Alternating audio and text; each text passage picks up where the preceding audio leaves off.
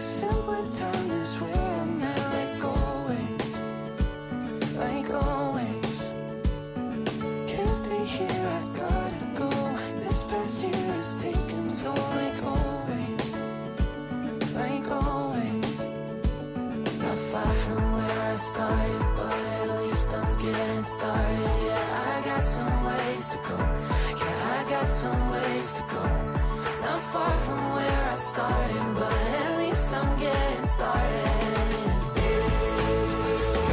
I got some ways to go. I got some ways to go. I got some ways, not far from where I started, but at least I'm getting started.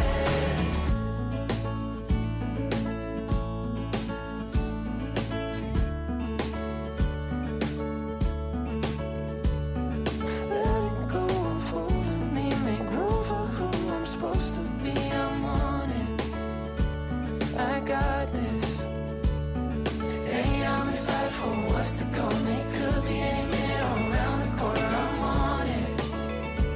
I got this.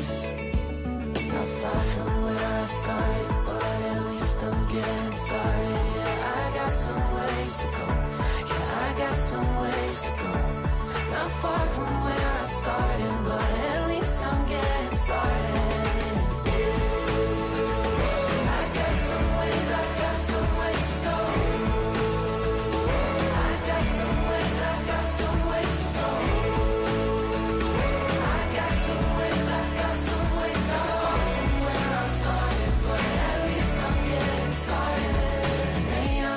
For what's to come, it could be any minute or around the corner. I'm on it.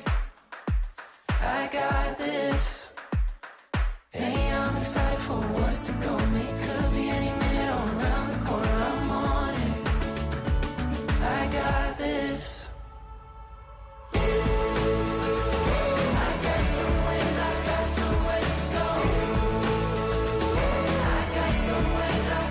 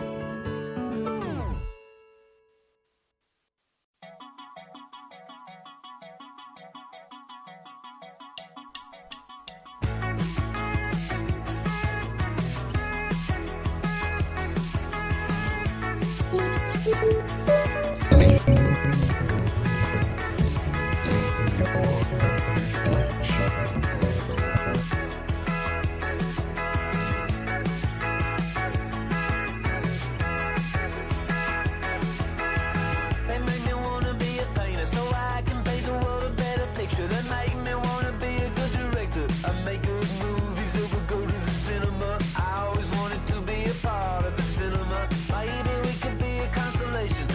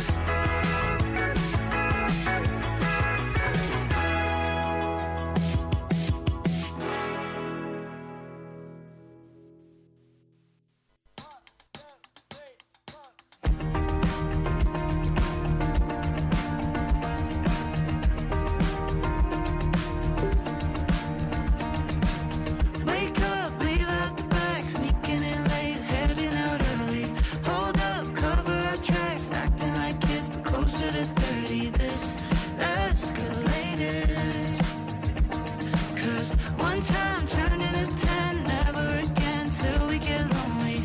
You've got a side of the bed, but with all our friends, pretend you don't know me. It's complicated. I love it, I hate it. Are we both out of our minds?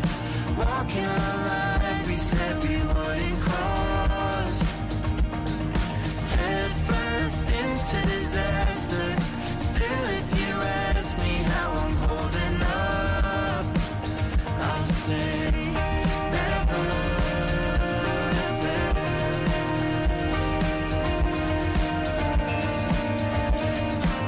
Come over, nobody's home. I know that it's wrong, we always go right there. We said never again, tell all our friends, no, it's not like that. Now we're naked, it's still complicated. Are we both out of our minds? Walking a line we said we wouldn't cross. Head first into disaster. Still, if you ask me how I'm holding up, I'll say never better.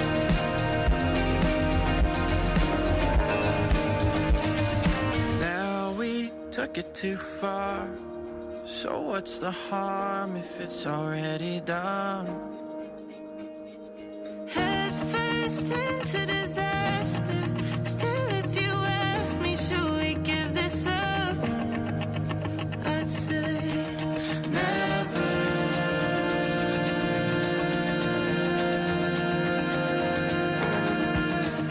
'Cause it's never better.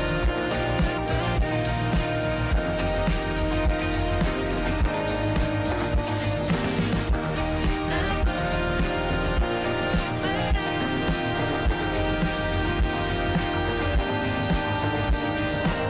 Wake up, leave out the back, sneaking in late, heading out early.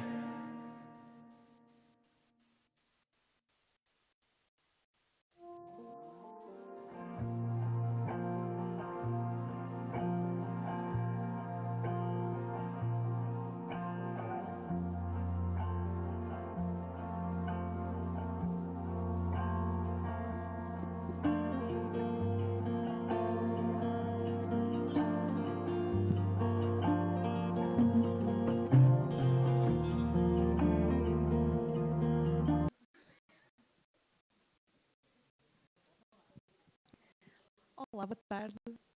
Sejam bem-vindos a mais uma edição do CINANIMA, 49ª anual consecutiva.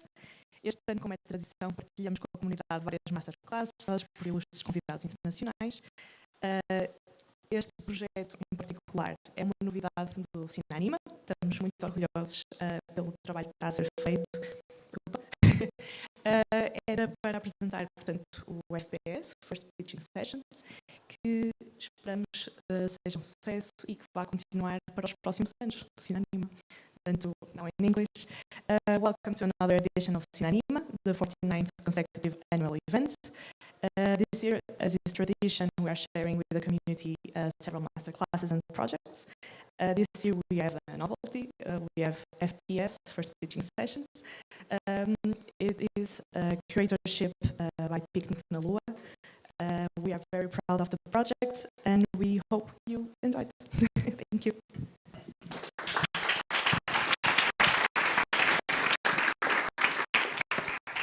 So, good afternoon, everyone. Welcome to the First Pitching Sessions. My name is Leonard. I'm Emma. Thank you, Emma. We're from Picnic na Lua. Thank you so much to CINANIMA for giving us the stage and the time to make this happen. We're really proud to present some new authors, upcoming authors. Did I forget something to say? No, we pitched this idea to CINANIMA this year. And we're really excited. We pitched the pitching. Yes, this is also our first pitch session organizing it, so bear with us. And we're really proud to start this presentation. And the first project that's going to be presented is one that has everything that a Portuguese person loves: football, faith, and Cristiano Ronaldo. Come on stage, Carlos Silva, with his project. Cristiano. Oh wait, I forgot something. Can I just say? Can you just stand there for a second? I forgot to thank everyone who sent their projects. We wanted to show. Sorry guys. Sorry. Are you okay?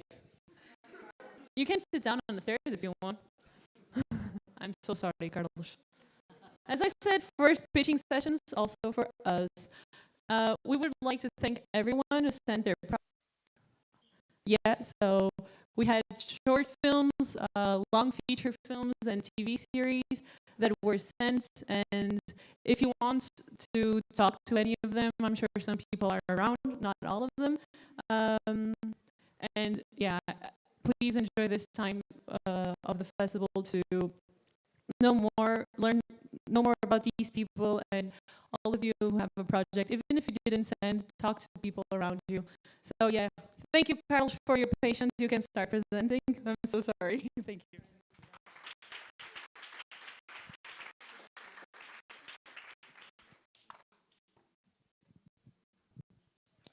All right. Hello, everyone. I thought the presentation was going to be a little longer, so I'm going to have to speak very fast because I'm going to show you the animatic of the film. But it's 8 minutes, so I need to hurry up. Hi, I'm Carlos. I've been making this project called Lara Cristiano for about 3 years. It's about all the things she said. I'm sending the film for financing, for finalization next year. I really need sound. Right now I'm looking for a producer to help me with the candidature, setting up a team, all the other things. So I think it's much more interesting to go ahead and show the film. Where is it? This is an experimental version. It isn't the exact version I'm doing because I thought, I have an audience of guinea pigs to try this new, somewhat experimental version. So let's just do a quick sound test first to see how loud it is. Oh, perfect. All right. I don't know if you want to turn off the lights or anything like that. So are we good like this? Do you want to turn off the light? Mic change.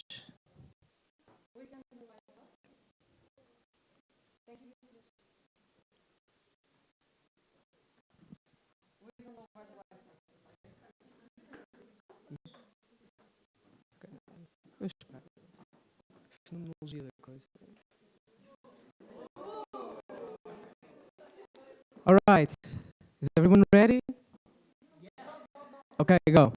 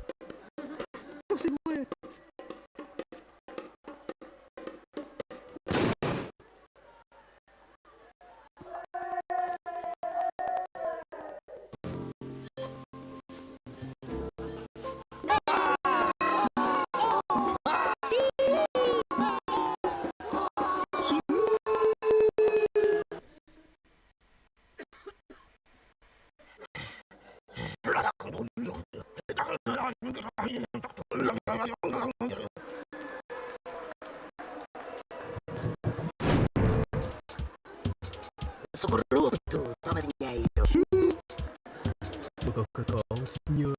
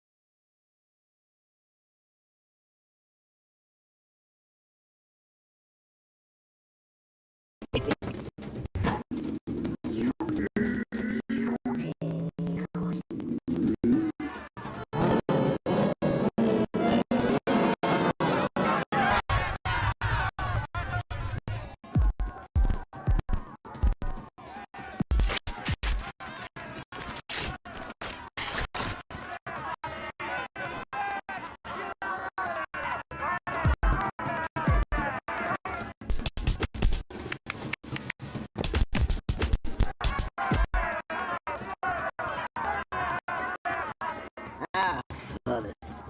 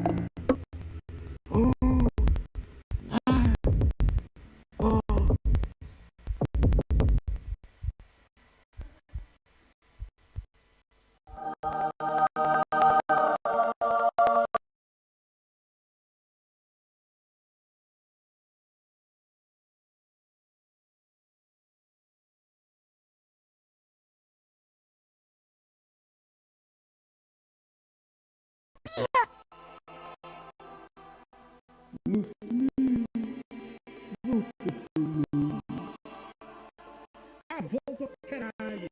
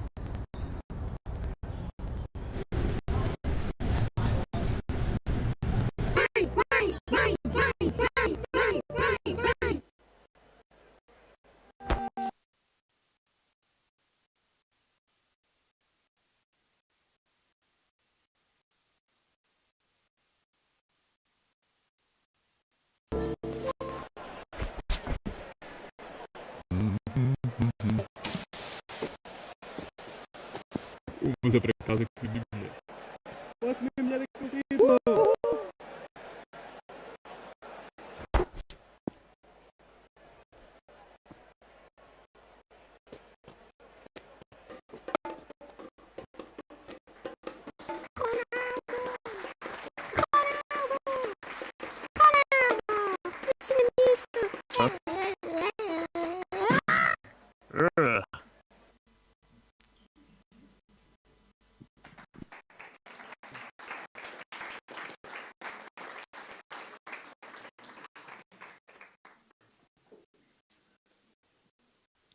questions? Yes.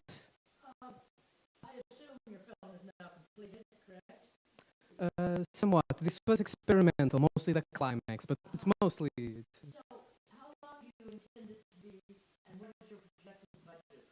Projected budget. So right now 0. Yes. But I've sort of imagined the value with a producer and a Karina from Brasa Films. So I have a sort of estimate of what I really need, which is sound and post-production. I have a little cup if anyone wants to donate. I'd say 3,500 to 4,000 euros, but mostly imaginary budget.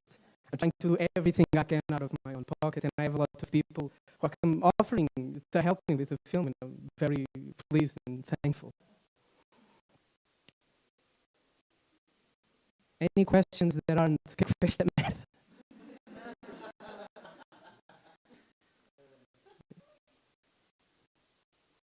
No, that's good. It's self-explanatory. I'm happy. See. Well, it's interesting because it started. First of all, I do not care for football at all. I know, surprising, but I really do not care. I grew up in a family that really lived it hard, so this film is sort of an alien way of looking at it. Because it's not really about the football itself; it's about the people. It's about the fans. It's about the Portuguese as well, in sort of parallel fashion. But it came mostly as just when it started with a collection of gags. Then eventually I thought, oh, there's something here. There's something now. Let's explore it. And this version still is the most faithful to the original. This film has done, I don't know, it has like 16 or something versions from how many places. It was going to be with the studio at some point, and I left. And there's so many versions of this, and this is, I'm content.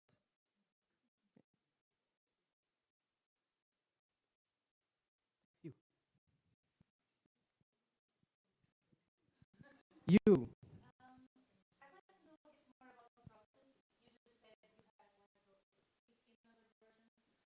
Jesus.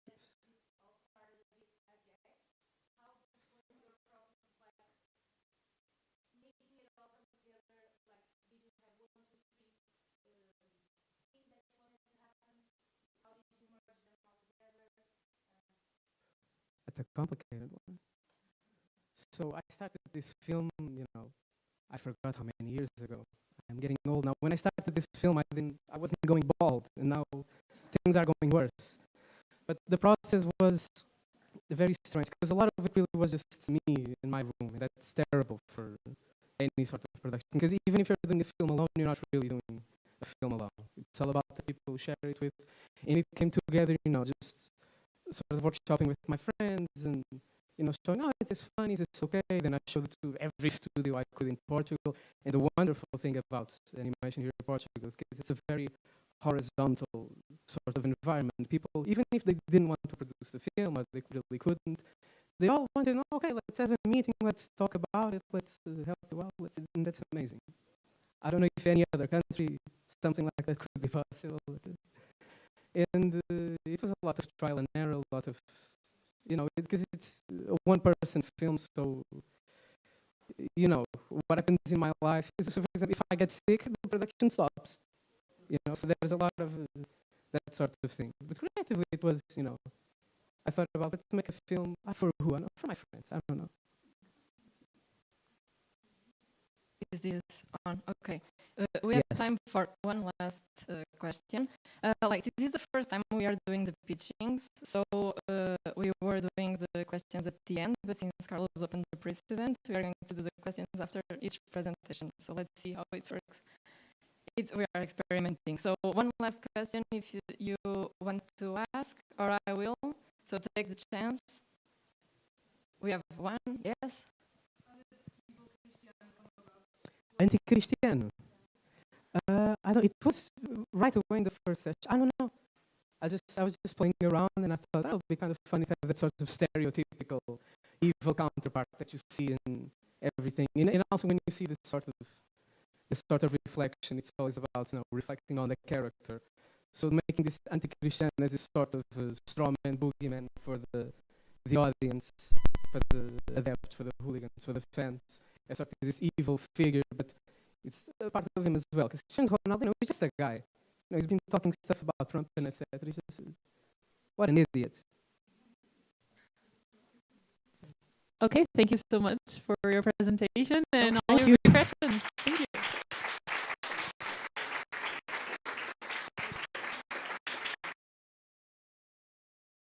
Be the first presentation in the first pitch project, Yeah. first edition. Yeah, thank you. Number one.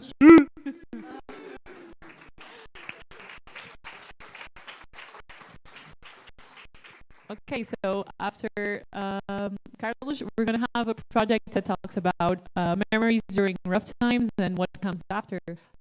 Welcome to the stage, Aspa, with our project, Coffee's Fresh.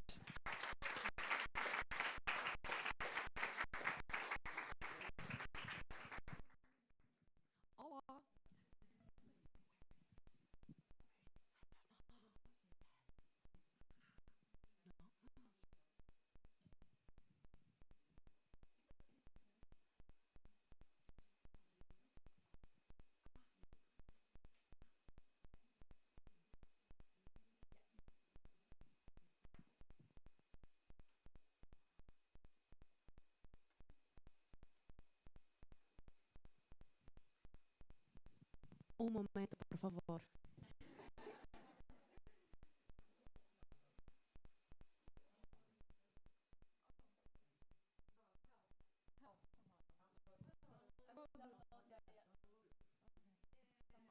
Yay, download it. Good job, Aspa. We're here for you.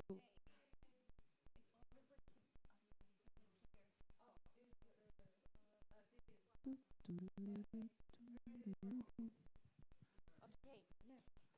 Hola. Oh, hola. I will be standing because it helps me relieve my stress when I'm standing. And thank you all for being here today and for joining the first CINANIMA teaching session.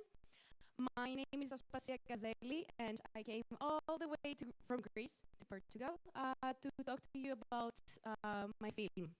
So, yeah, my film is, I am an animation filmmaker from Greece, and I came to talk to you about it. So my film's title is called Coffee's Fresh. It's an animated documentary, but the original title is in Greek, and it is O Cafés είναι Frescos. The story is about my grandparents, who are really, really, really special to me. Even though it is my first professional film, I have previous experience on the field. I'm sorry, I'm stressed. With my graduation film, which is called My Mother the Sea, but also working in productions such as Perception from Pop Studio. The current project is a short animated documentary. It's called Coffee's Fresh, and it is approximately 14 minutes long, and it deals with themes of love and loss of memory from the perspective of my grandparents. And I need to say that the spoken language is in Greek, and specifically it's my grandparents narrating their stories. So, everything started a few years ago when I realized that the memory of my grandmother was fading, and this is called dementia. And when I saw that she's entering this gate, I wanted to keep her memory active. So I decided to ask her to narrate stories from her past. And I've realized that what was a recurring thing was that more of her early memories were surfacing first. And these memories, by the way, I found them very unique and very precious. And that's why I decided to devote this film to that. So, these memories, these narratives from my grandmother take place in her homeland, which is the Greek island of Samos. Many say that it looks like a kangaroo. So her life there was really precious, but also the narratives explore her early lives and also her life with my grandfather, as well as their sorry, their lives there and their sorry. So the early memories revolve around themes of love, childhood, but also the. Can I start over? Oh. Yeah, I'm sorry. I'm very stressed. I will start over. Okay. Is it okay?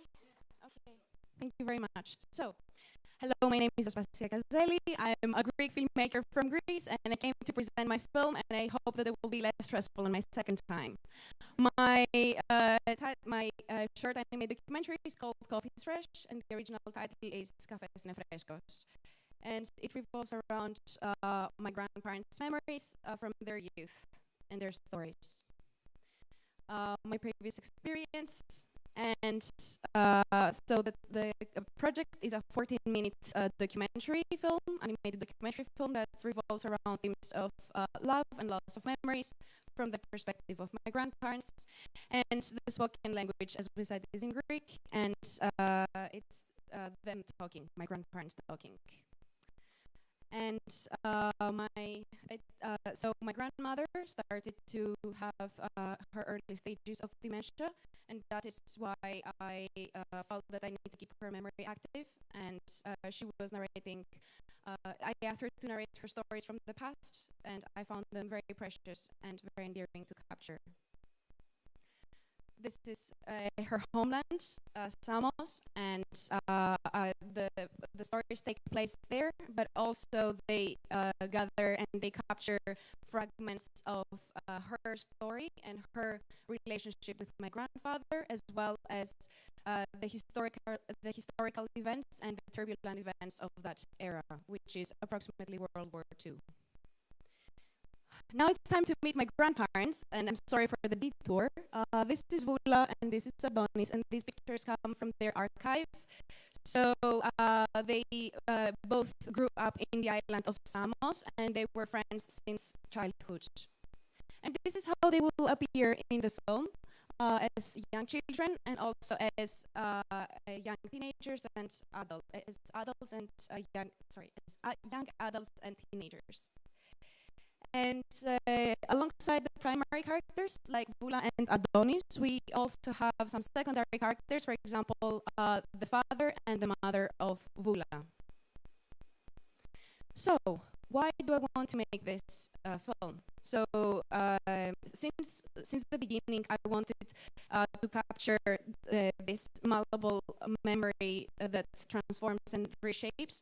And since my grandmother is starting to have dementia, she's still in her early phase, I don't want these precious moments to be gone. So I wanted to devote this film to her and to the dementia that she's experienced, alongside her relationship with my grandfather, their love, and the underlying social and political events of that era.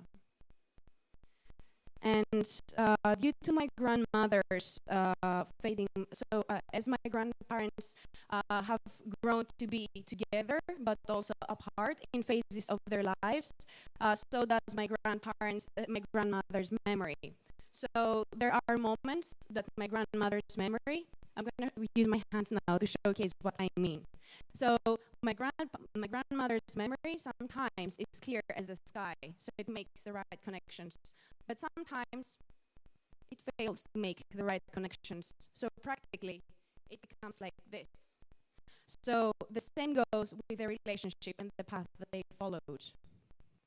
And when my grandmother's memory is failing to make the right connections, there is my grandfather who is filling up the gaps. And I would say that he not only fills the gaps from my grandmother's memory, but he also adds his own stories to the pile. Here is my grandmother. I have asked them if I can record them throughout the process, and they were quite excited about this. Actually, my grandmother said, Adonis, my grandfather's name, we're going to Hollywood. And I said, well, yeah. And as I said that I talked about this movement with my hands, and I wanted to show this mapping. As I say this, I call it narrative mapping, and practically it's their paths that they're apart, but also in moments that they come together. This film will approach their lives as a journey, but fragments of their journey. So it will have this kind of transitional quality to it, like the memory that fades.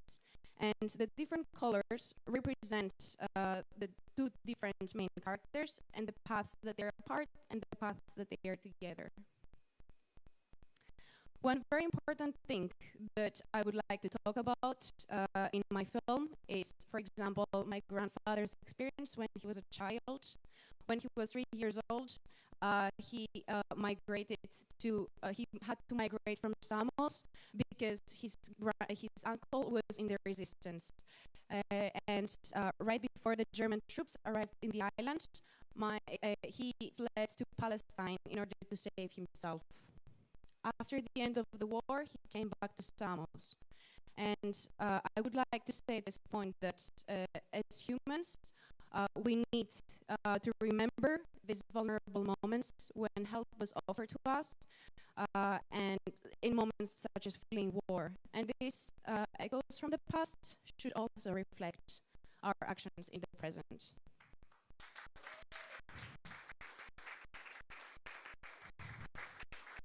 And this is a still from the film again. This is my grandfather swimming right before he had to flee the island, and the German aircraft bombing the island. And another very important story that I would also like to include in my film is from my grandmother and her rising athletic career. She was actually an upcoming athlete during the Greek Civil War, and this is a film from her archive. Here she runs in Syros Island. And her prominent career was actually approved from the Pan-Hellenic Athletic Association, which approached her and asked her to join them and train her for the Olympic Games, and she was very excited about that. But due to the social restrictions and also her father's opinion, she had to resign from this and go back to the island with him.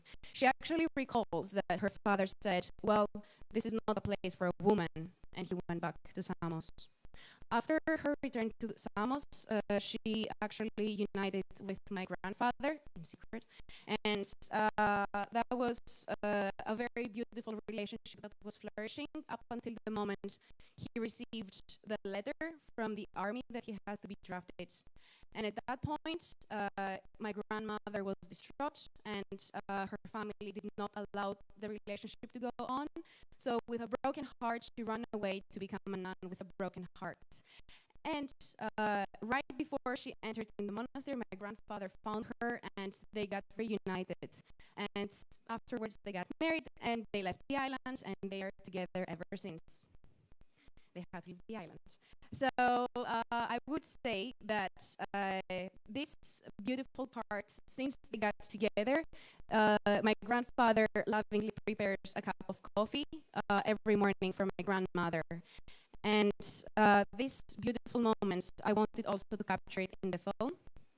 So sometimes by the coffee, he leaves a little note, and this little note, I know it's in Greek, but it says, this note could say, I love you, it could say good morning, or it could say coffee's fresh, where also the title of the film comes from. And the technique of the film is 2D hand-drawn animation, but only in the opening of the film, there will be also replacement animation using the original footage from the notes. And finally, the painting technique technique of the film will be done with coffee, because to stay original to the ritual of my grandparents. And to close everything together, the current phase of the project is in development, and I'm looking for producers and co-producers. And in regards to the sound, it will be the narratives of my grandparents that are recorded, along with my grandmother's memory melodies that sometimes she's singing. And there won't be any sound, there won't be any music, but there will be sounds capturing the audience of the space. And thank you all for being here. Thank you for your patience. And I'm sorry that I had to restart. And yeah, I'm very grateful for my grandparents to trusting me with this process and for you to hearing this whole process.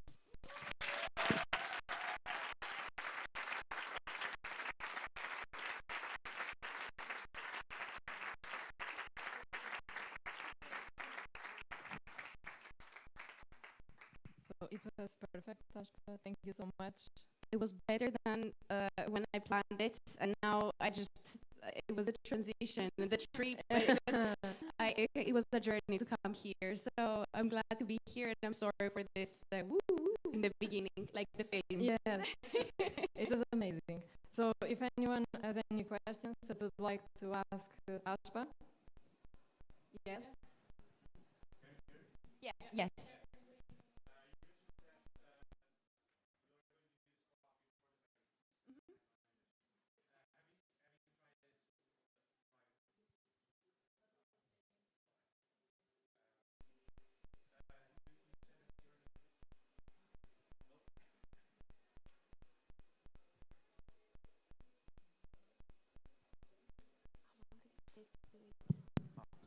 Now it's working.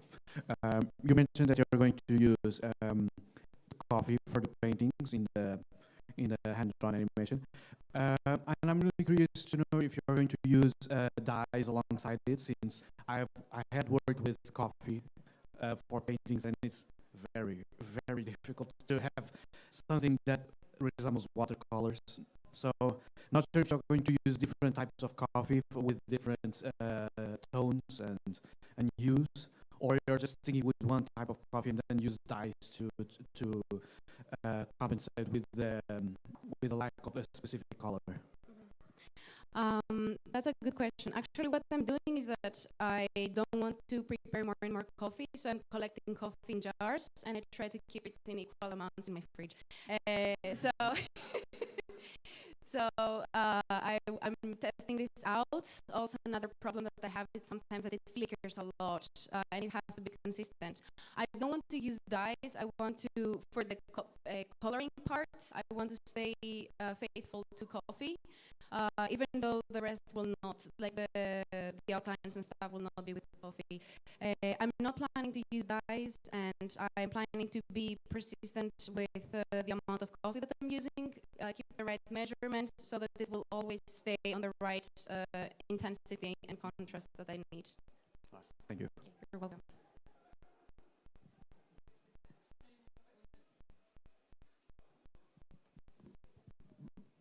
I have a question that's also a little bit of an advice I will look for you. When it comes to making a documentary film about a theme that's very close and dear to your heart, how do you filter what's going and what's not going to the film?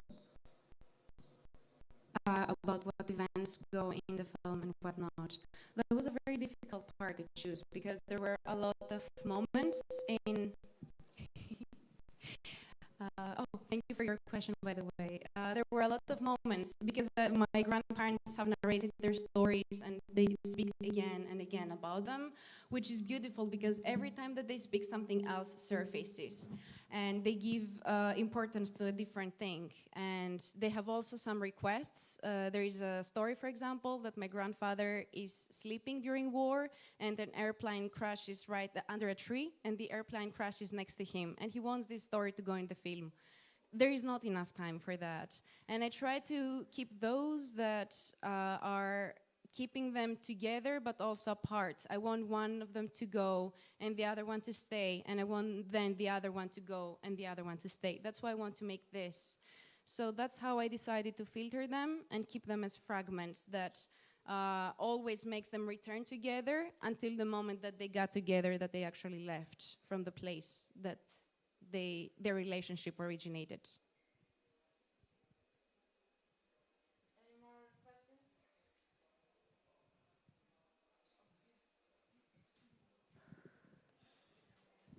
Hello, Aspa. Hello, First Laura. of all, I love you. I love you too, Laura. Second, I would like to know one thing about because you say that your grandparents are narrating. I would like to know if you had always a conversation between both of them all of the time, or you have them separately, like you have your grandma, you have your grandfather, and how you did with that, because sometimes it's really difficult to get both of two people at the same time talking, especially when you're talking about memories. So I'd like to know about that experience and how you did in the film. If you already have everything sorted, you already put everything in a timeline, so you know exactly how everything is going to go. Thank you. Thank you for your question, Laura. Yes, so I have them narrating their stories separately, and I have them narrating the stories together. And I chose the ones that seem more interesting to showcase, but also the ones that they put more focus on. So the thing is that it's interesting with my grandmother because I have been recording her since 4 years now. So the narrations from 4 years past in the past are more clear, and you can also hear that her tone, her voice is more sparky. But as she moves further on and she gets more easily lost in her mind, you can see that it's more foggy. So this kind of contrast is really interesting, and the way that she tries to find the strain of thought that she's following, because sometimes she get lost. So now, if I need to talk to, because I want to keep recording them and collecting material, even though I have everything, sometimes she might say something and I will use and discard the previous one. But now I need to do it with my grandfather again, because she needs this kind of guidance that sometimes she's difficult to have by herself. And when they are together and I record them, especially when my grandfather narrates, you can hear my grandmother sometimes teasing and mocking my grandfather, which will also be in the film. For example, when he's talking about his immigration to Palestine, he had to go from Samos to Turkey with a boat that was so full that he said that there was a finger separating the people from the sea. And from Turkey, they went to Syria, and from Syria, they went with train to Palestine. And in Syria, they had to go through this sterilization process, and they were all together naked in a room. And he was 4 years old, and my grandmother is teasing him for being naked. He was with his mom, and he was surrounded with all the people naked, and she's teasing him for being like a nudist at that age. And they have this very nice interaction when they narrate their stories, and I want to capture that in the film as well. And yes, there is a timeline that I have put together. Yes.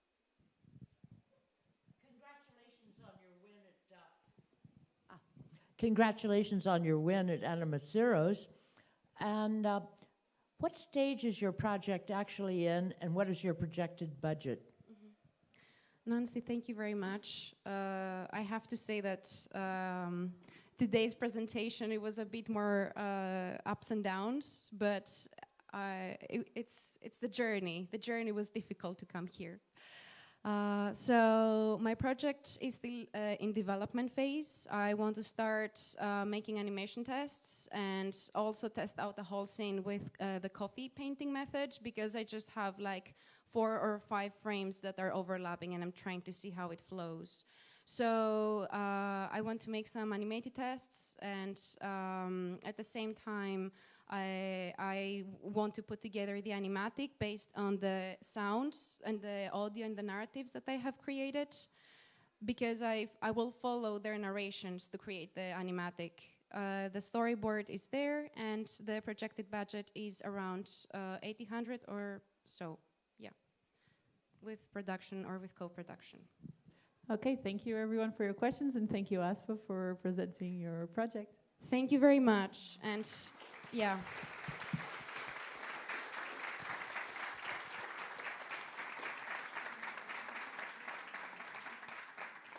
Okay, up next we have a project about how scary the mundane life can be.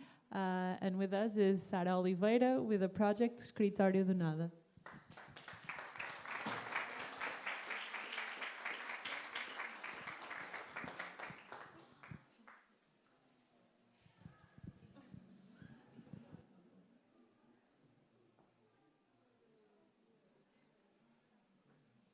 Please feel free. Hello. Okay. There's so many people here, and I'm very nervous. Okay, and I'm going to start in English, but then I'm going to switch to Portuguese because I barely can explain this project in Portuguese, and in English it's so much harder. I was going to start inventing words, so I'm going to switch. I knew I was going to be nervous, so I did like a little magazine. So I'm going to put one here, and one in the back, so you don't have to look at my face the whole presentation.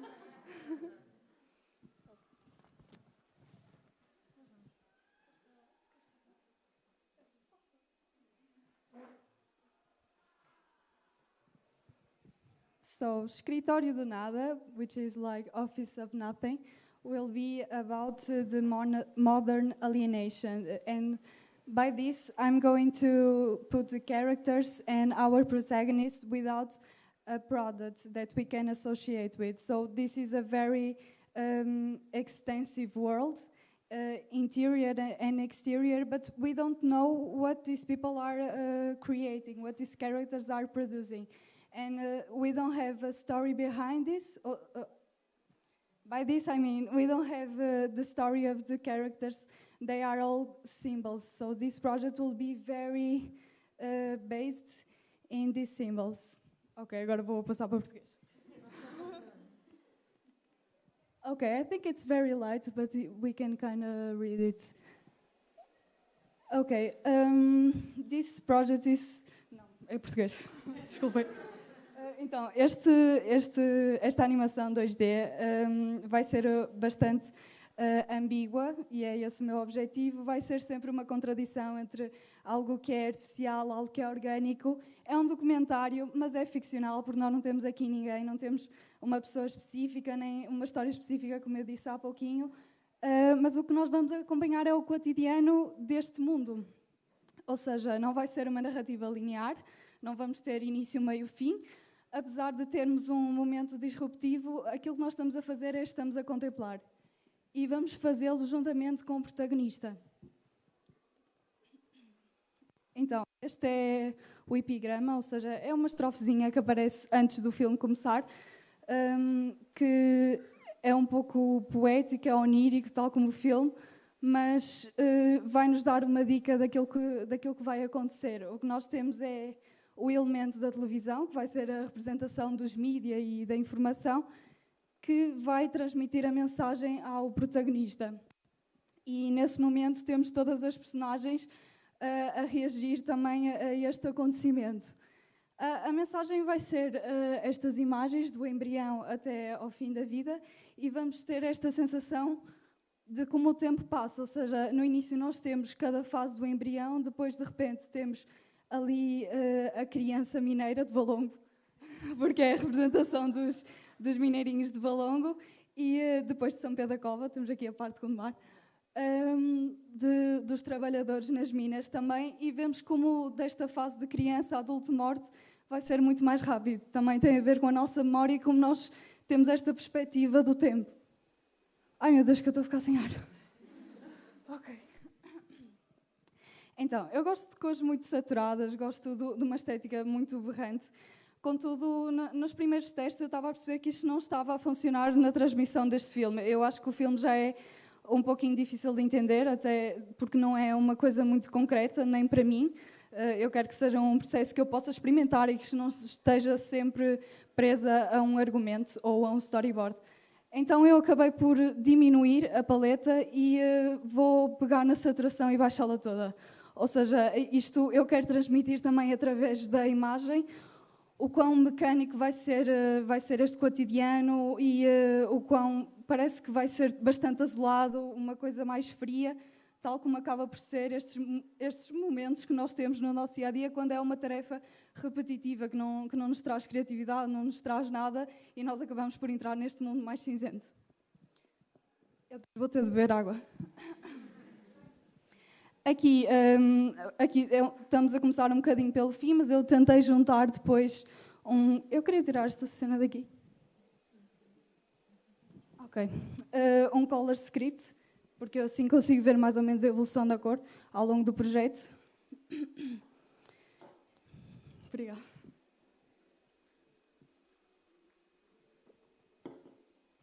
Ou seja, mesmo tendo alguns apontamentos de cores mais quentes, vai ser dominado pelos azuis e por até uma cena mais esverdeada.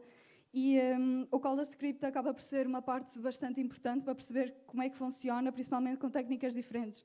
Porque eu sinto que sempre que vou falar deste filme, parece que está all over the place. Tem tipo aguarela e não sei o quê, então parece que não combina. Então aqui foi ok, é aqui o projeto, é isto que se vai passar. Então, este espaço vai ser definido por partes interiores e exteriores, como eu disse anteriormente, e estes locais também vão ter um funcionamento bastante repetitivo, sem possibilidade de fuga, e nós vamos ver que, apesar de termos isso, durante todo o filme, o movimento vai ser de ascensão e de descida, agora esqueci-me como é que se diz, descida, e de um lado para o outro, a navegar nestes espaços, e temos sempre alguns momentos em que temos a reação do protagonista, ou seja, nós vamos estar a reagir e depois vamos ver o protagonista a reagir. A linha, há bocado eu falei das cores, agora vou falar um bocado da linha. No início eu estava a fugir um bocado à coisa, eu estava a agarrar-me muito à mancha, mas percebi que a linha vai funcionar no cérebro como uma ligação semântica que é mais rápida, ou seja, nós vamos associar muito mais rápido aquilo que estamos a ver e não vai ser algo assim tão abstrato, tão à toa. Ok, agora eu vou ver se dá para ver os vídeos, porque aqui está a dizer que não tem autorização. Eu vou dar autorização rápido no meu telefone. While she's giving the permission, I will do a quick catch-up in English. Sorry.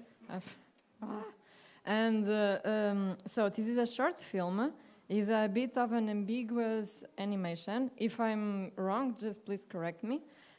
It's a fictional documentary in a non-linear narrative, and we are contemplating alongside the protagonist this world while he is navigating the space from up and down and from side to side.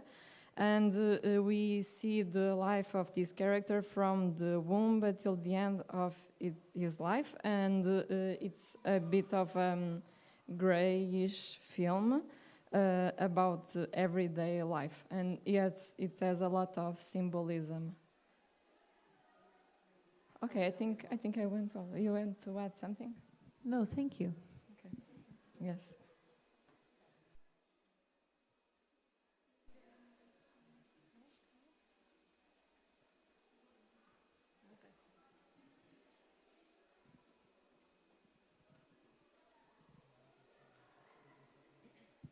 Agora vou ter de pedir acesso a todos os fecheiros.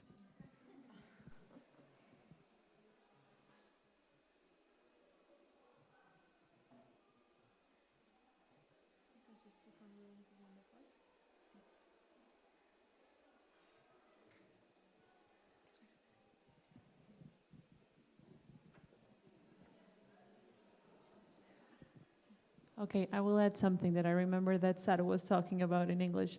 Sara was telling in a part of a presentation that she liked very saturated colors, but for this project she felt like she needed some more muted tones. She did the color script, she showed it before, and she wanted to run away from the line work, but now she understood she has to incorporate it somewhat. Yes. You also want to add something? Feel free. If any of you guys in the audience want to add something. not to Sarah's project because she's still working on it. She has a lot of work to do. Thank you very much.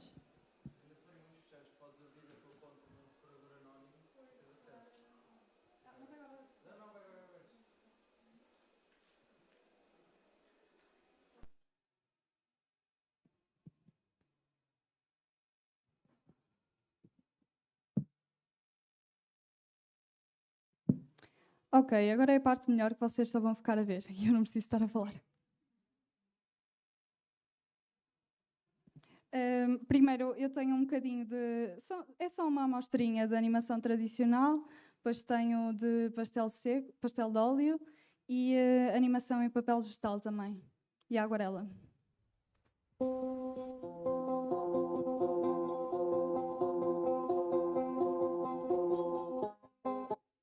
É só isto.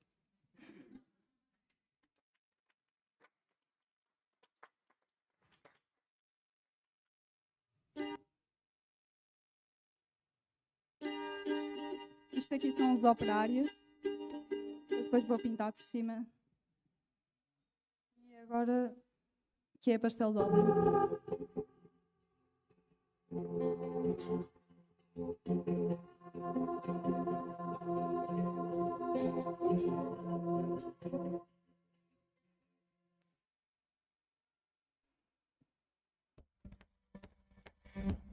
Ok, aqui já é um bocadinho da exploração do som também, como vou ser eu que vou fazer, então eu acho que há 2 dias estive a ver um tutorial em LMS Studio e estive a pôr aqui e também estive a gravar para poder dizer aqui que já estou a gravar.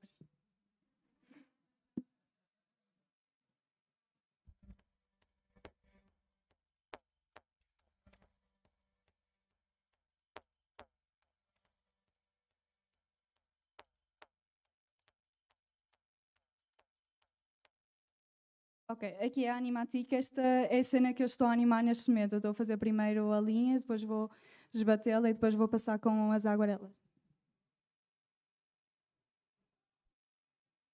Vale dizer que o filme também tem uma parte que tem bastantes edifícios, porque o escritório também é exterior, então eu pedi a uma amiga minha que é arquiteta e ela arranjou também edifícios de uma amiga dela para elas poderem me dar estes desenhos para eu pintar, que é mais fácil do que eu desenhar 40 edifícios.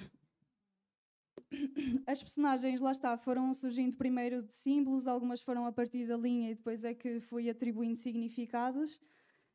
E a maior parte delas são coletivas, nunca é uma em específico.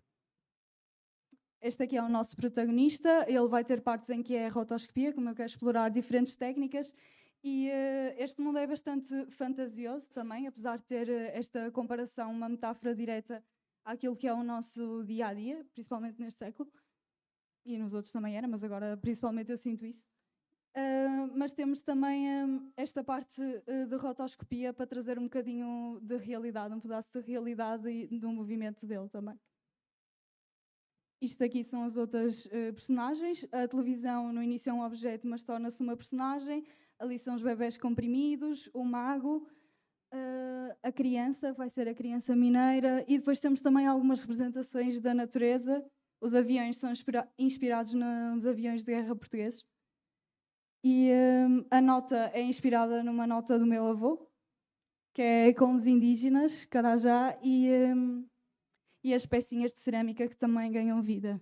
E embaixo são as princesas e a noite. A noite vai ser uma figura de transmissão de sabedoria, quer no início e no fim do filme. Era como se fosse ela que nos está a mostrar isto tudo. É uma figura como se fosse quase mística.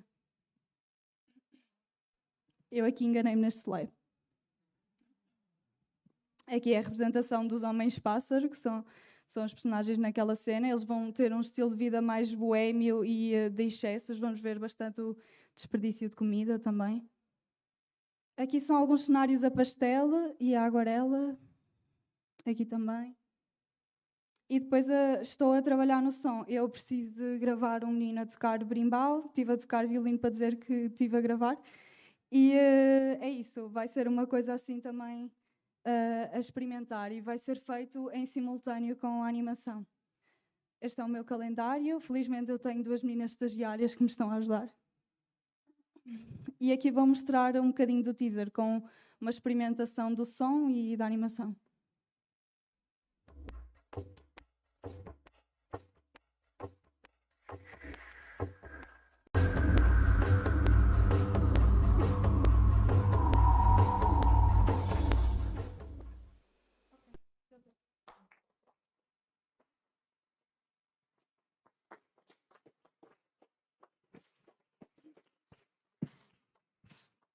Okay, so we have time for a few questions. Who wants to start? Or I will. What's your process for the narrative? Are you building it up as you go? Is it going along with the process of experimentation? How's that feeling for you? I think the narrative is already written, but we don't see. I don't have planned what exactly what character. Ai, posso ser em português? Ok. A narrativa já está escrita, ou seja, eu tenho um argumento e eu sei a ordem em que vão aparecer as personagens. Algumas eu ainda não sei bem o movimento ou qual é a ação em específico, mas tem algumas muito específicas que têm, ou seja, em momentos de morte ou sofrimento, e já está escrito como é que vai ser também a reação do protagonista, mas vai ser com esse jogo.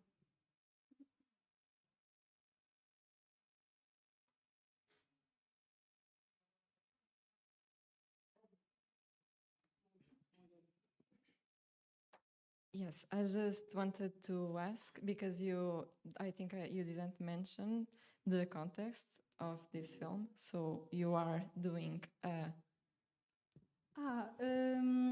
Eu estou a estudar na Católica agora, estou a fazer o mestrado, estou no 2º ano e este é o meu projeto final.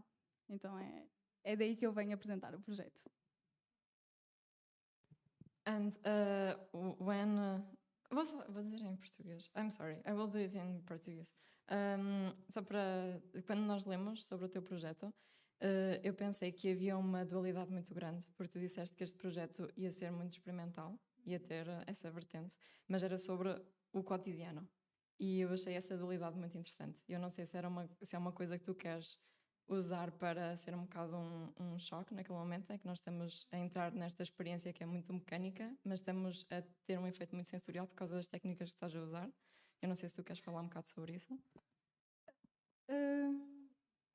Eu acho que... Porque estas técnicas, tu querias explorar este tema dentro desta estética ou foi uma coisa que se encontrou um ao outro por causa do efeito que tu querias produzir? Eu sabia que queria fazer, porque eu acho que, como em tudo na vida, esta ambiguidade vem quer na narrativa, quer na produção do filme em si. Eu tenho bastante um gosto pela parte que é mais tradicional, que é mais tátil, e também queria entrar com este conflito, com a animação digital e a animação que é produzida com diferentes materiais. Acho que a parte de produção é muito mais fixe, porque assim eu estou uma semana a mexer no material, noutra semana estou a mexer noutro. Mas esta ambiguidade vem também nesse dia-a-dia e no subir e no descer, porque esta sensação do cotidiano vai ser diferente para mim e para ti. Ou seja, acho que aqui também tem o cotidiano visto de diferentes partes da sociedade. O que é um cotidiano de alguém que trabalha 18 horas por dia, ainda tem filhos em casa? Eu acho que agora não, tipo 18 horas, acho que é bem. Mas tipo, quem trabalha tipo as 8 horas por dia, depois ainda tem de buscar o miúdo da casa, tem de fazer isto, tem de fazer aquilo, e depois temos um cotidiano que é um bocado mais boémio, ou seja, que se calhar nunca teve de passar por estas fases de vida, então já estou muito cansado, e são pessoas que produzem uma cena por mês. Então eu acho que daí vem essa ambiguidade toda, e não, tipo, diz ambiguidade, mas eu sinto que não é bipolar apenas, há tantas camadas, e eu acho que ao mostrar as diferentes técnicas também ajuda a apoiar esta parte conceptual. Uma última pergunta. Tu estás a fazer isto no contexto do mestrado e já sabemos que tens dois estagiários a trabalhar contigo. Exato. Mas há alguma coisa que, já que estás no CINANIMA a fazer esta apresentação, alguma coisa que podia acontecer aqui? Tu gostavas de pessoas que possam estar interessadas em ajudar-te mais, que estejam na audiência? Ou tipo, queres mostrar este filme, alguma coisa que aqui nesta sala que tu estejas à procura? Eu acho fixe esta partilha e acho fixe também ter, se calhar, pessoas que tipo, pensam que eu estou a fazer tudo mal e também gosto de ouvir essa parte. Ou seja, não estás a ter em conta isto, não estás a ter em conta aquilo, porque eu acho que ao ter críticas também, quer de amigos, quer pessoal de fora também, afinal tenho que ter cuidado com aquilo que eu estou a expor, com aquilo que eu tenho de fazer, nesta direção e nesta. Toda a gente é bem-vinda para ajudar, eu estou a aceitar toda a gente, literalmente. Eu preciso de ajuda. Mas acho que é isso, mesmo que não seja em termos de animação. Eu tenho uma amiga minha também que está a dançar, e isso também acaba por transformar um bocado o projeto, ter estes toquezinhos de cada pessoa. Pronto, muito obrigada. Vamos seguir para o próximo projeto. Obrigada, Sara.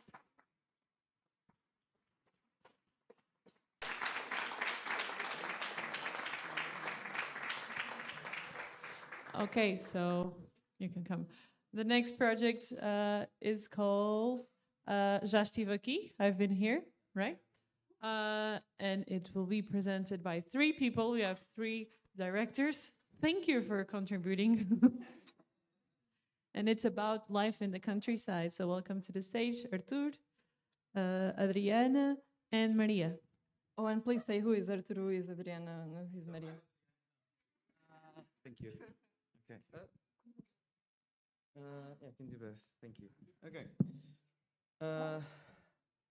Got this? Yeah? Okay, good. Hello, everyone. I'm Artur, she's Adriana, and she's Maria. And we're going to show you our film, Já Estive Aqui, I've Been Here. It's our last film. We do 2 graduation films in Lusófona.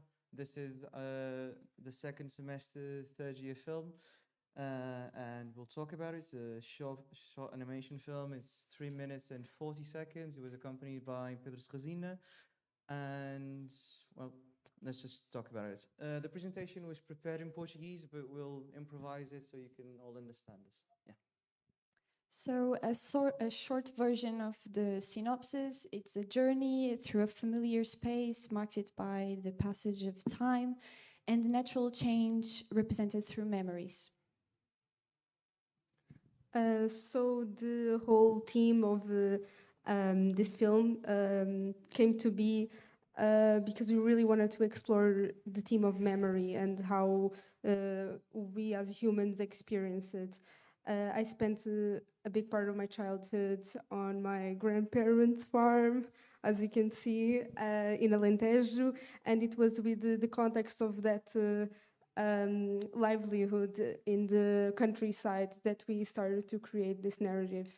We really wanted to share this need, this wish to go back in time to maybe a time where things were simpler, but you can never go back because things will never be as they were, and we have to move on. And I think we all experience that at some point in our lives. So even though the three of us didn't have the same experiences growing up, we can all relate to this feeling. Having this idea in mind, we felt like we needed space to experiment with the narrative. So we never went through a storyboard. We actually, our method was very continuous. It was always changing. And it started a lot by the graphic exploration. So we drawn on our sketchbooks. And the idea of the white papered started to be very present in our idea, so the space for the memories to show up. So the traditional also came and became essential to our story. So we work with pencils and sorry guys, Dry pastels. soft pastels, yeah. So as Maria was explaining, this was a very challenging method of work. We wanted through the physical space of the film to take our viewer through a journey. And as a consequence of that, one of the biggest challenges was letting the viewer understand the human Human presence. Yes, the human presence in the film without actually having human characters during it. We wanted the viewer that sees our film to project their experiences, their memories through what they see in our film, becoming the main character itself. Okay, so along with all of this process, one thing became clear very quickly, which was the presence of space. So showing this presence Adriana was talking about without actually showing someone. We did it by showing the decay of a space, both in reality and in memory. So how something fades away, and well, while you know a space in reality, and how you start to forget things and how that changes most of the times. And so, sorry. Uh, so it wasn't necessarily a choice. It was just a path we took very organically. And the film, in a sentence, like Maria said, is the exploration of space through memory, through the eyes of memory. So the idea of the presence that we were looking for, it was we went a lot for elements and their symbologies. So the process was very intimate. We reflect about key moments in our lives that marked us in some way, like chasing for lizards and riding on the bike. So we try to bring this to this movie to show what this place been through and the people that been through it. So the sound in our film is as important or even more important than visuals. We wanted to create emotions and images in the viewer's head through the uses of sound to like push again the idea of memory and of going back. On the climax of our film, we have a change of style, as you can see in the presentation. We go full traditional, and we decided on this technique to push all the texture, to suggest this movement and almost like the coming back of all the memories at the same time, almost like this very overwhelming feeling of you don't even know what are the real memories and what is your mind playing tricks on you. And we create this dream space like this. Yeah.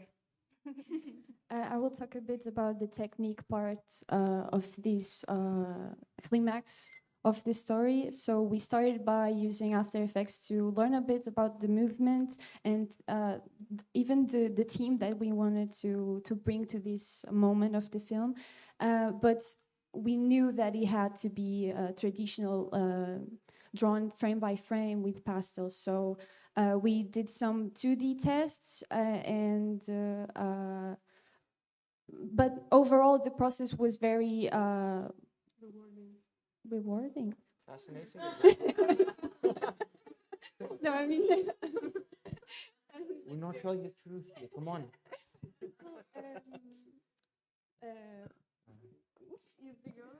No. A fascinating process. Is that what you were talking about? No, I was trying to say so. I don't remember in Portuguese.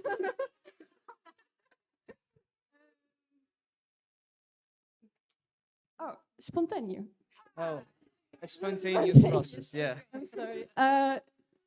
Yeah, but it was very like new for us, and it was rewarding because we came through stages that we didn't know that we were able to. So it was very reassuring for us, and all this project has been like that. It's always like changing and experimenting, and we are very proud of it. So now we are going to show you the project. Yeah. So yeah, we have our latest animatic. This was done in September, and yeah, let's just see it. Enjoy. Yeah. Yeah. Okay. Does this sound?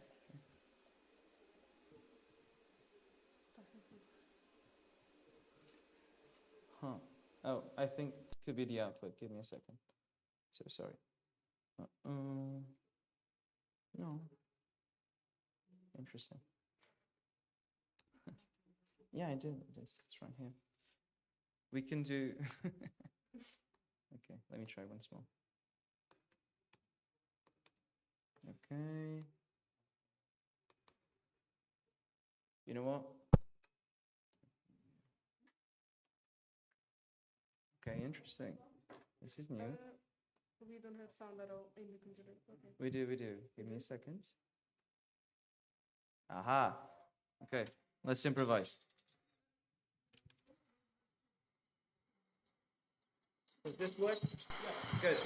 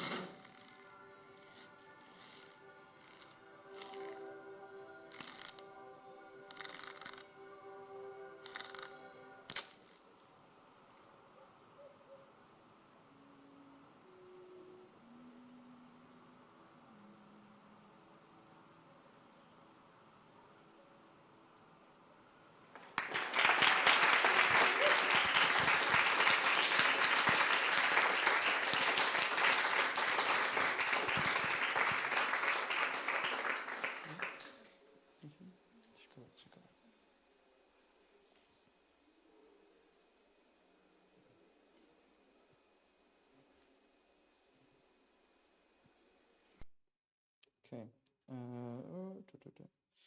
Almost done. So right now we're finishing the film. Mostly we need painting, which is going to take a while, but the process is mostly there. Post-production, which we got some tests done as well. And the most important thing right now, the most important thing right now is sound design. We still need a proper atmosphere to enhance the image and create maybe a third meaning and something that elevates the film. So that's it. Thank you. And yeah, we'll take any questions. If there's no time, you can always talk to us outside. I promise we won't bite. Yeah. Okay. Oh, yeah, and of course, thank you, CINANIMA, for having us here in the first pitching sessions. Yeah. Thank you so much. We have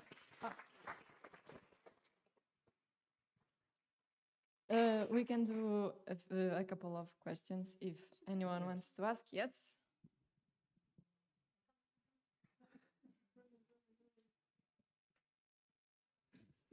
Hi. Congratulations on the project, quite intriguing. Given that it's a movie directed by an Artur Correia, I hope to see an hedgehog in it. Jokes aside, you talk about a lot about yearning from the past and using it via traditional techniques. Are you planning to use any digital drawing to represent a manifestation of the present self, or are you just going full on traditional with no mentions of the present, just only the past? A lot of things you saw were already digital. But it wasn't final, right? Some things were, some not. There's still a lot to be done. But a lot of the things we're doing with the painting is trying to mimic traditional through digital, mostly because of the process of animation. But yeah. The backgrounds are mostly all traditional, and then anything that moves, we decided to do it digital. All right, thank you. Any more questions?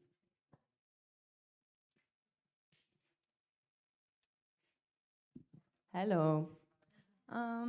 Before we watched the video, I was really wondering about if you mentioned that there are no humans or anyone present in the film, that if we are seeing in all of this in the first person of someone, or are we seeing this in a camera view that is separated from a person? If memories can be separate from a person, one would say no. But if when we watched this video, I understood that it's maybe a mix of both. That is what I understood from this. But if there is some first-person elements, I also want to ask, like, who is the person that we are perceiving all of this through? Yeah, sure. First of all, I loved your question. Thankfully, I won't answer it. No, I mean, no. To be fair, it's a mix of both. You got that absolutely right. But I'm never gonna, and none of us are gonna sit here and tell you, oh, it's this, it's that. It's your interpretation. It's as valid as ours. So there's a meaning behind every single image we did, but that meaning changes once you see it. So yes, we wanted the spectator to be the protagonist in most, if not all, the film. Yeah, does that work for you? Anyone else? Or I will take. German guy.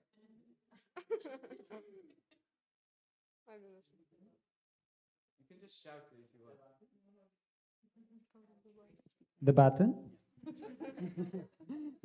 Thank you. It looked quite cool and already quite done. And in this context, I wanted to ask what you are looking for. Are you looking for funding for the sound design? Since I assume that you are going to finish the visuals in the course of your studies. Is that right? Well, I can tell you we're done with the studies. Sorry. Okay, sorry. Most of us. No, you're good. So here's the thing. If we were to have all the money we wanted, I would assume the cost would be around 30 to 40,000 euros. However, that's not that's not achievable. So what will most likely happen is the three of us and some really close friends, let's call them that, will help us out. Thankfully, we had a lot of people support us on the painting mostly and the post-production. So all the funding we will need will be for sound design, most likely. That would be a good course of action, a realistic one, I think. I think right now we are looking at options. We are open to talk to any producers, any studios, or honestly just anyone. If you want to help, if you like painting, contact us. Take cash, no, I'm kidding. Yeah. Okay, thank you. Okay.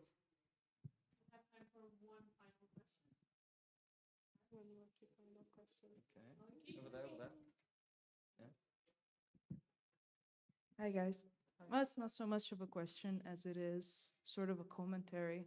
I don't know if any of you or even all three of you come from a more the Ardeia from that context. Seeing what you have already done today kind of gave me a feeling of, maybe it comes from a perspective of longing, so that sort of like that, but it had a really sad undertone. It had a really it looked like barren lands, if I'm explaining myself right. Was that intentional at all? Did you guys have that feeling pertaining to this kind of environment or your origins or something like that? I think that at the time when we started developing this project, we were going through some stuff. And especially, I speak for myself, but I was really missing going back and those simpler times. And because I moved from well, I wasn't necessarily from the countryside, but I had a lot of contact with my grandparents, and suddenly I'm living in Lisbon, which is a big city, and it's a very different environment. And I think it came from that saudade from those times, and things are changing, and my grandparents are getting older, and I don't know how things are gonna look for the next few years. So I think the sad undertone comes from that, but we didn't necessarily mean to make a sad film, if that makes sense. Yeah, but again, it's completely valid, that interpretation. Like the previous question, we want you to make your own film out of this. So if you see that sad undertone, it's completely valid, and I love to hear it, honestly. We just want to spark discussions and maybe get your brains rolling with the film. Yeah. Thank you.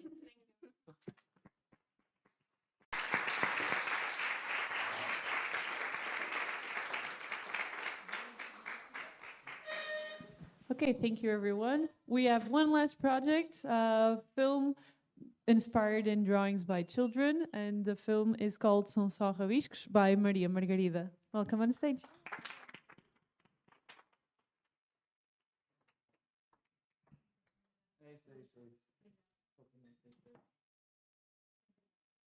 This is the last. We need the pass. This is the last project today. Yeah. Yes, sadly.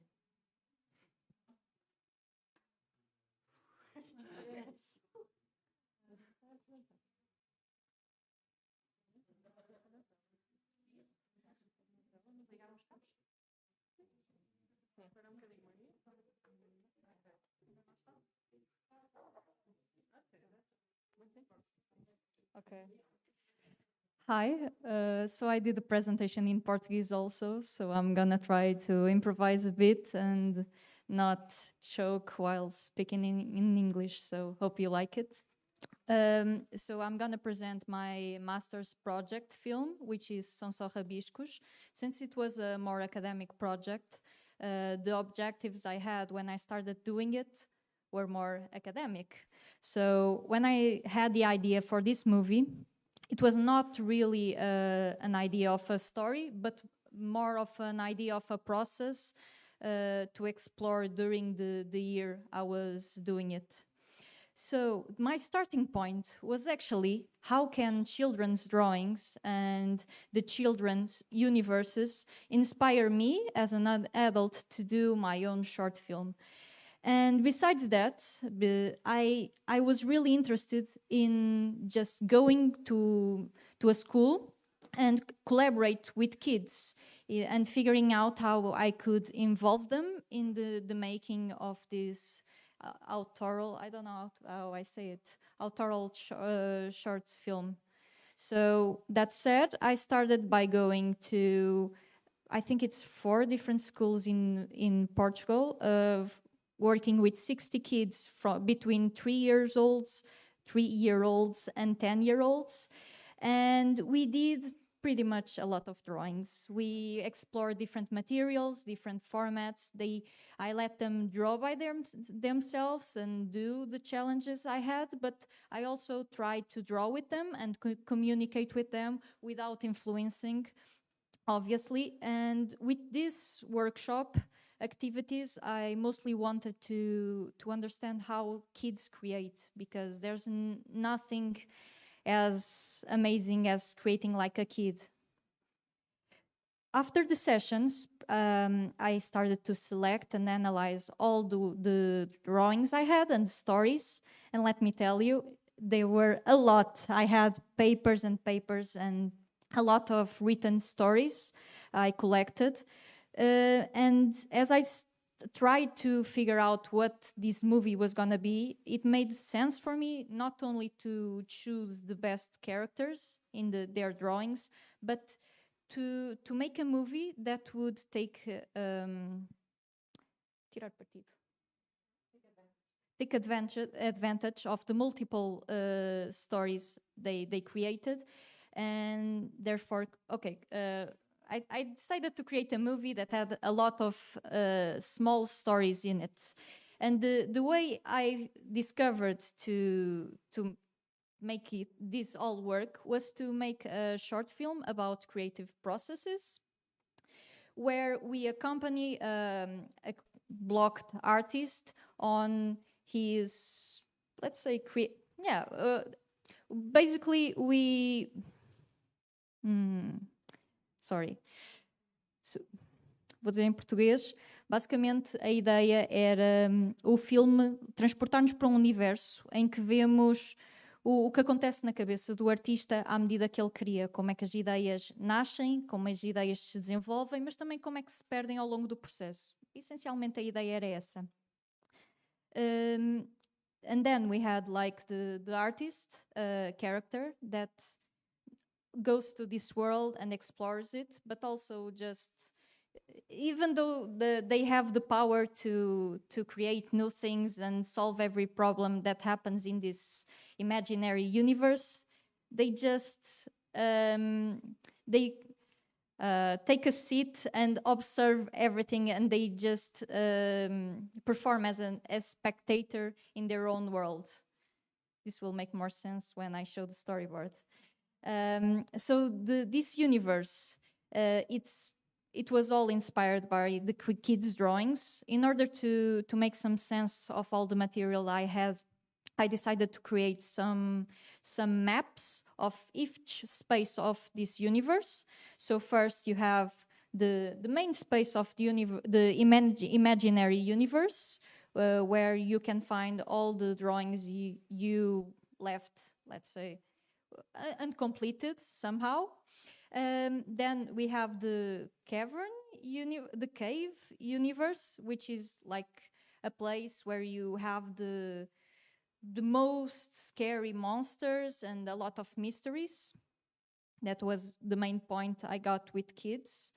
Then we have the subaquatic space of it, where lines of echolin turn into islands, but also animals. And we have a lot of cutouts and cardboard elements that come to it. And then we have the blob universe, where the characters just gain different shapes and are a bit weird, but they are also very fun, in my opinion. While doing this, since I had many stories, while trying to figure out how things would fit, I kind of embraced the motto kids act by, that is, embrace the nonsense. Don't think about it, don't take yourself too seriously. And to explain that better, for example, I brought these 3 drawings from kids. One was a very mean robot that destroys everything. The other one was a metal crab that had metal flowers that were able to destroy everything also. And then we had like a bird that spits fire that was made in a Cadáver Esquisito game. So it's a collaborative game. And the kids presented me these characters, and I thought, oh, they are so cool. I want to make them work together, but what can I do? Because having a fight, oh, it's fun, yeah. But how can I end that fight?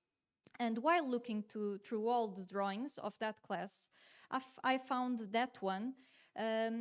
Actually, a lot of kids drew the characters of the collective drawings peeing in other characters.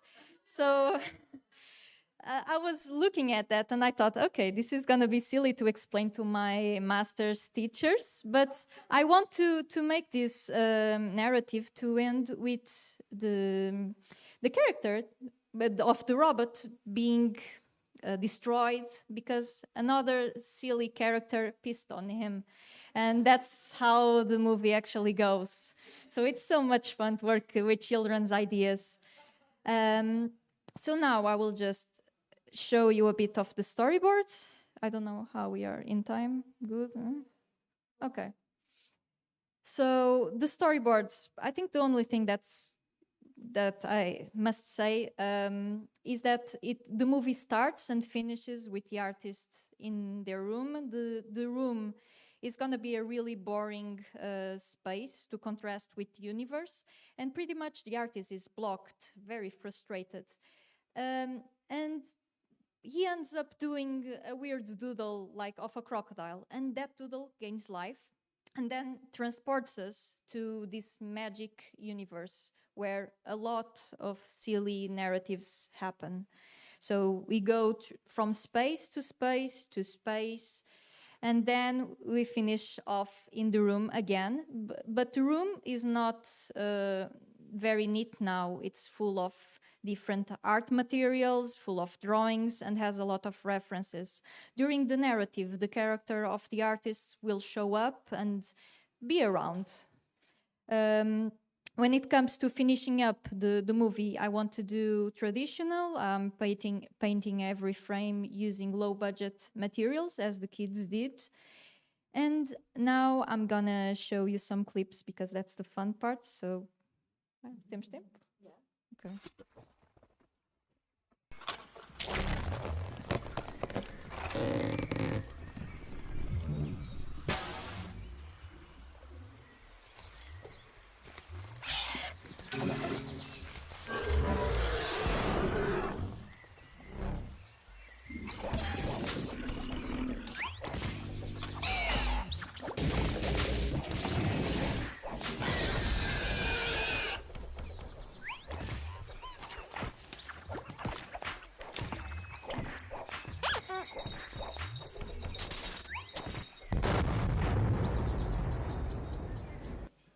This is one of it. I'm gonna show a little scene of each universe. This one was hand painted for this pitch.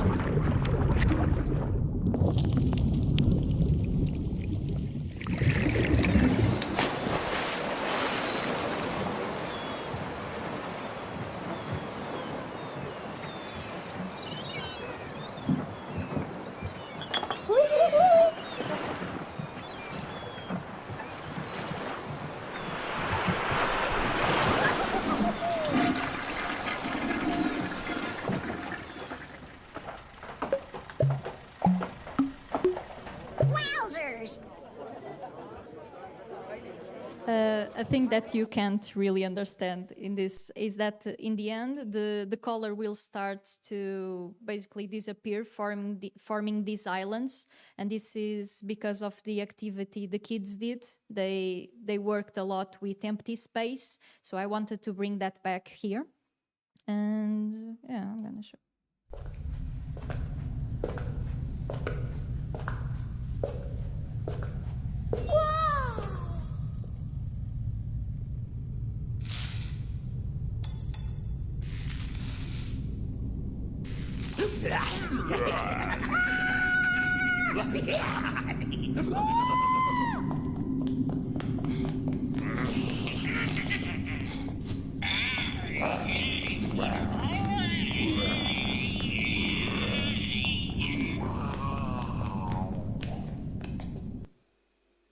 The last one.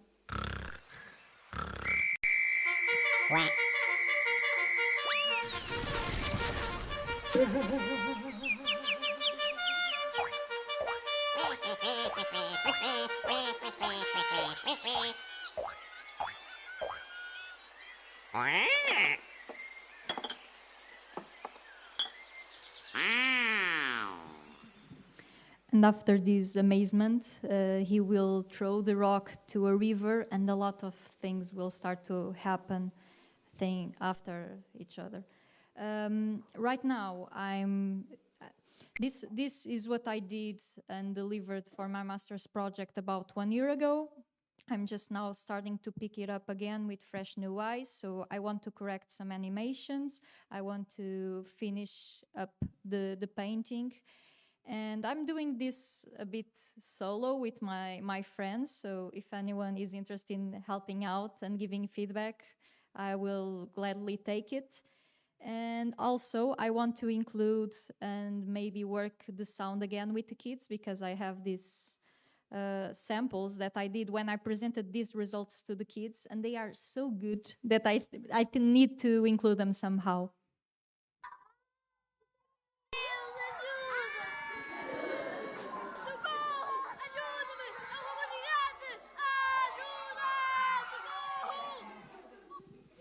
This is for the moment where the robot is smashing everything, that there's gonna be some characters running and the kids try to do it. And this one is for the part where the nice little duck walks in. Lá, é tão bonito este pato. So yeah, my tip to you all is steal kids' works and inspiration, because this is probably the funniest project I ever did. And yeah, I also want to make the animation look a little funkier, because it's a bit too clean. Yep. I don't. Okay, thank you all.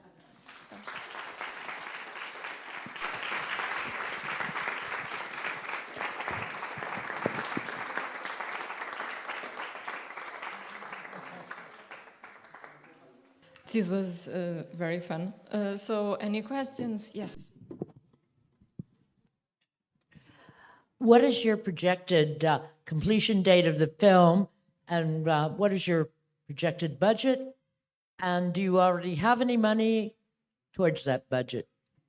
I never really thought of a budget, to be honest. But if I was to answer as a kid, I would say $2 billion zillion. No, but I haven't thought about it, because I really, I feel like I still don't understand the costs of animation. So if anyone wants to help me out with that, I also would thank you. But right now, I'm just doing it out of my pocket. The sound was made by my brother. Most animation was made by me right now. Some of the coloring was made with help of friends. So really low budget. And the other part was,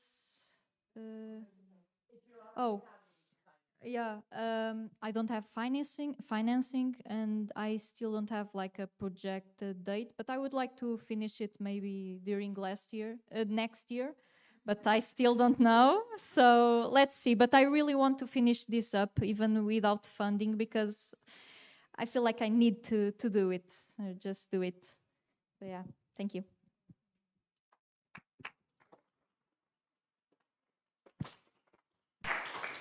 Hi, I love this project. Thank you. Spectacular. What is the age range of the kids you're working with and taking inspiration from? 3 years old to 10-year-olds. I basically went to 4 classes 2 times. We did different activities. Obviously, they were adapted to each group.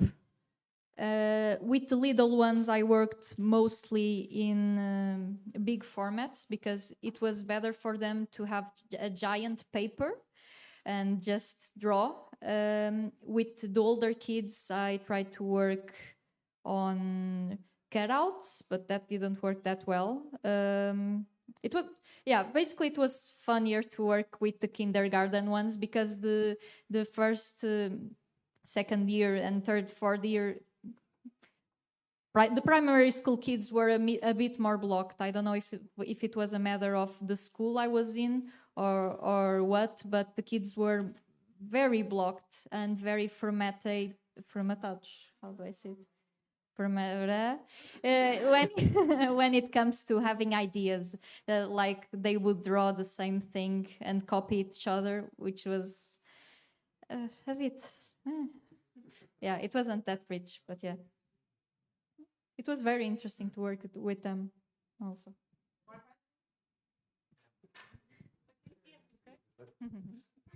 Hello. Hi. I also really like children's drawings, and I was wondering what is like things that you really learned from children about the creative process or drawing in general.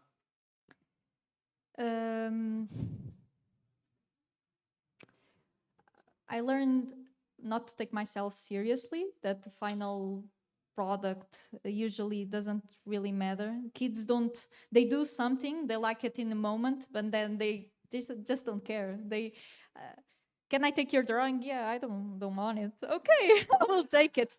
They're also very, in a way, this is going to be contradictory, but they are also very possessive of their drawings. When we were drawing in a big format, for example, sometimes other kids would draw on their drawing and they wouldn't like it. Or I would suggest, oh, I see something here. And the kid would be, no, you don't, because it's a frog. And they were, okay, I'm sorry.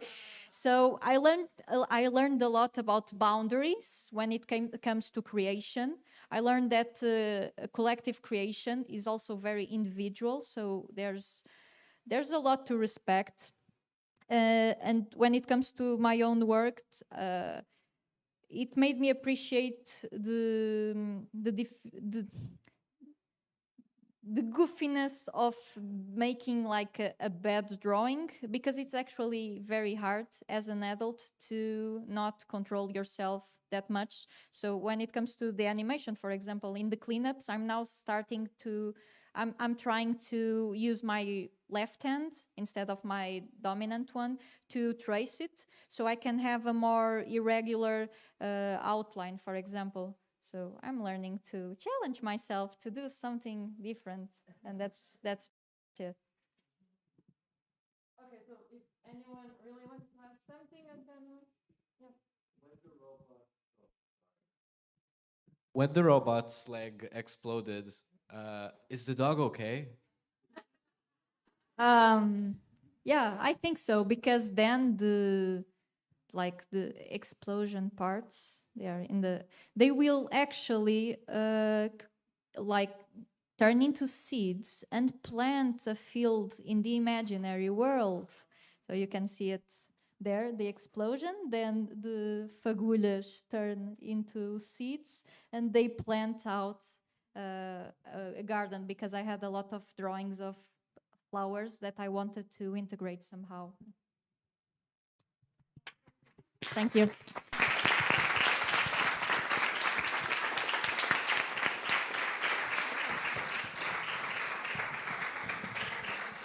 Okay. Thank you so much, Maria, for your presentation, and thank you all for coming. We hope you enjoy this first session of First Pitches. sessions. Thank you to CINANIMA. Thank you, Anna, for all your help, and Christina Nova, and I hope you enjoy the rest of the festival. Yes, and we want to see these films at CINANIMA in the next editions. Yes, let's go, let's do it. Thank you, thank you. And filmmakers, come here, take a group photo.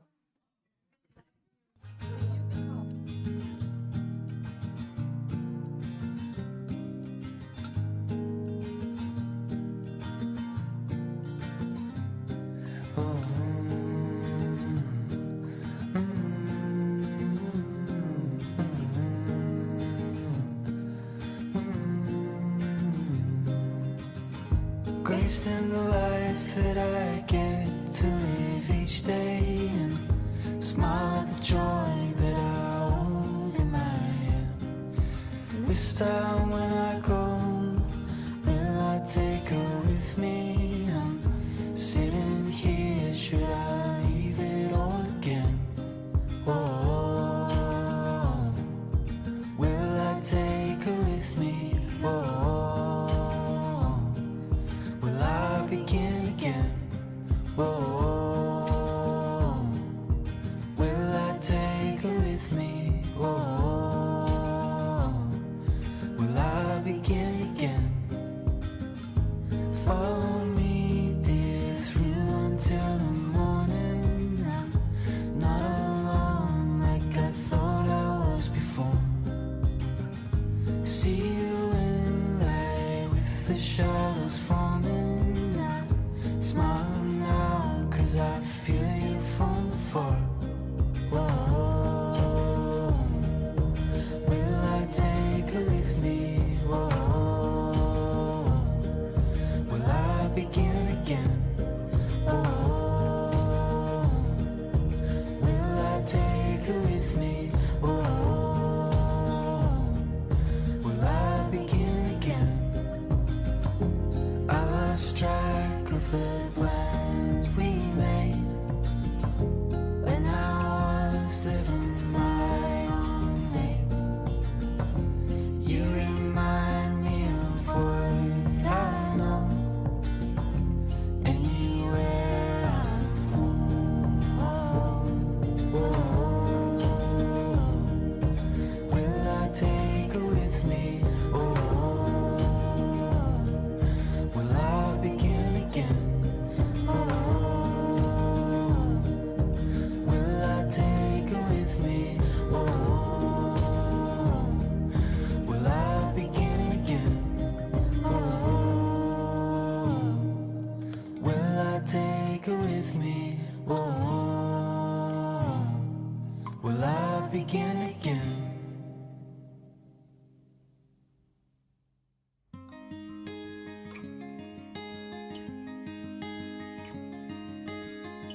I'm coming home now, a change of season. I feel it's time to leave everything behind us. I miss the ocean, a place of healing. I miss the way that place would make me feel inside.